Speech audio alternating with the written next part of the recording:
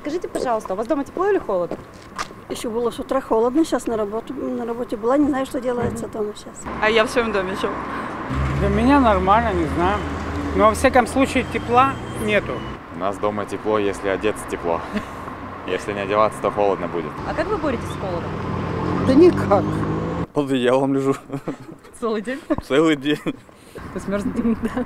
Я одеваю штаны с начесом, потом носки шерстяные, потом у меня еще есть футболка теплая и халат махровый, да.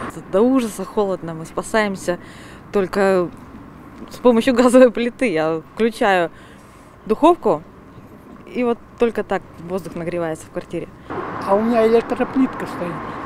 Вы электроплиткой? Правда, сейчас она накрылась. Я несу на ремонт.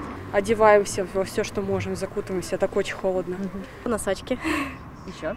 Ну, кофты там, одежда теплая, вообще. И все.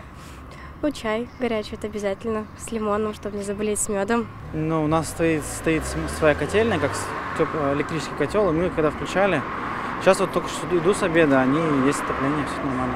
Уже тепло. Дали сегодня отопление? Да. Пока как здесь. Холодно? Может быть, уже включили, но не видел еще. Очень тепло. Дали отопление вот только сегодня. Поэтому будем радоваться теперь теплу. Вообще безобразие. Уже 11 сегодня. А замерзаем это, ну, я не знаю, как это можно, вот солнца нету, холодно, а батареи не топят, денежки платим, куда эти денежки уходят, неизвестно.